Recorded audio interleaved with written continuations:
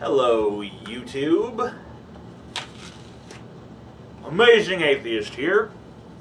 I want to ask you guys a question. How many of you guys have heard of a fellow by the name of Jeffrey Dahmer? I'm going to go out on a limb here and assume that most of you have. But for the very few of you who don't know, he was a serial killer. And if you haven't heard of Jeffrey Dahmer, chances are you've heard of Ted Bundy, Albert Fish, the Zodiac Killer. You've heard of one of them, for sure. You might not know all of the deeds associated with them, but you probably heard their names. You know, maybe in a movie or in a video game, or you saw a little clip of them on TV or something, or you heard them as a punchline to a joke. Who knows?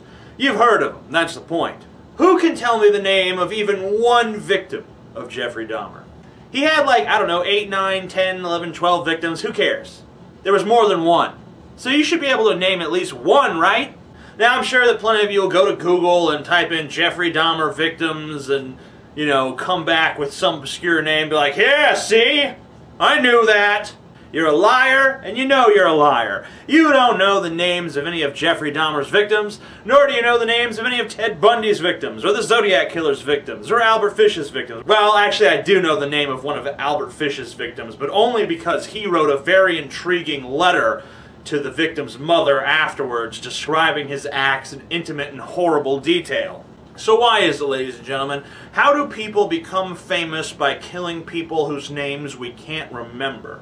I think that at the end of the day, killers are interesting and victims are boring. When you have a killer, you're always asking, what was his motivation?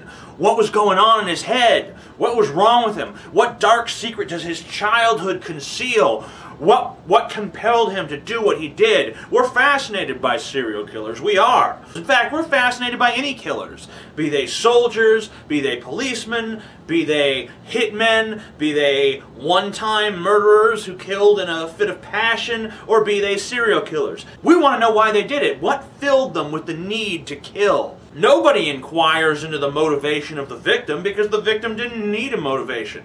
They didn't do anything. Something was done to them. I mean, look at all the movies and websites and books that are about Jeffrey Dahmer. How often do you see a book about a victim? The only time you ever see a book about a victim is if the victim was someone who was already terribly important for completely unrelated reasons. Like Abraham Lincoln was assassinated, but the only reason we care about that is because he was Abraham Lincoln. If he'd been Fred Jones just sitting in the theater minding his own business and got shot in the head, no one would care today. No one would remember the name of Fred Jones. But you know the crazy thing? We might still remember John Wilkes Booth, even if he had just assassinated a regular guy instead of the President of the United States of America. We probably wouldn't, but we might. Jack the Ripper wasn't murdering high society, important hoity-toity people. He was murdering prostitutes in the 1800s, and we still remember it to this day. We still kind of get a little shiver down our spines when someone talks about Jack the Ripper. The murderer is a fascinating entity. He holds our interest. He commands our attention. We want to know more about him. No one cares about a boring victim. I mean, we might give them a little bit of a backstory just to see if we can jerk a tear or two out of ourselves, but no one really cares. I mean, look at this latest debacle with Roman Polanski. I mean, he's not even a murderer. He's just a rapist, and not even a real rapist, just a statutory rapist. But anyway, his victim is an adult now, and she has said that her and Polanski have settled this outside of court. You know, all is repaired, all has been forgiven. But the U.S. is still trying to extradite Polanski, still trying to prosecute him, and in my opinion, still trying to persecute him.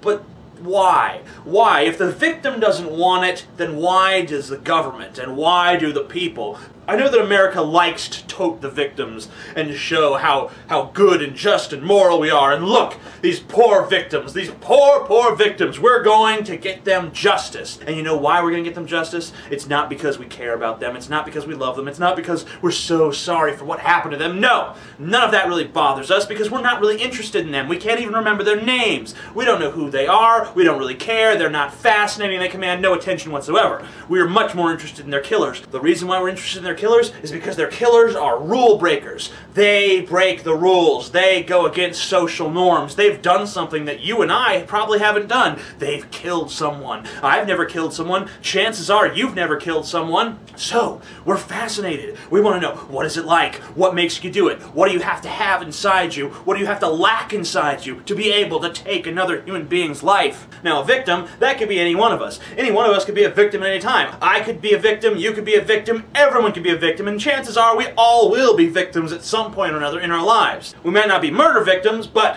we'll probably be victims of something. Some sort of violent crime, some sort of swindle, something will happen to us. We will be victims. No one will care because we're all victims. No one will care because victims are just normal people who happen to have something bad happen to them.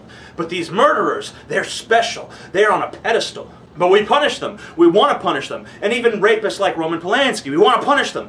But not because we care about victims. When you see us toning out the victims, when you see us crying over the victims, and oh, the poor victims, that's all a show. The real reason that we punish these people is because they broke the rules. We can't have people breaking the rules. We got to put those people in a cage, because if we don't put them in the cage, then people will think it's okay to break the rules. So our need to punish killers and rapists and whoever else does not come out of compassion or empathy. It comes out of authority. We demand that you obey our commands, and if you do not, we will put you in a cage and we will punish you. And the bigger the rule you break, the bigger your punishment. That's all that matters. That's all that we're interested in, is punishing people for their defiance. If you defy our rules, you will be punished. And if we can get a little justice for the victims, that's fine too. But don't ever be fooled into thinking that that's our main objective. You're pathetic watching a big fat guy mumble incoherently about serial killers and victims and stuff. You should be out getting laid.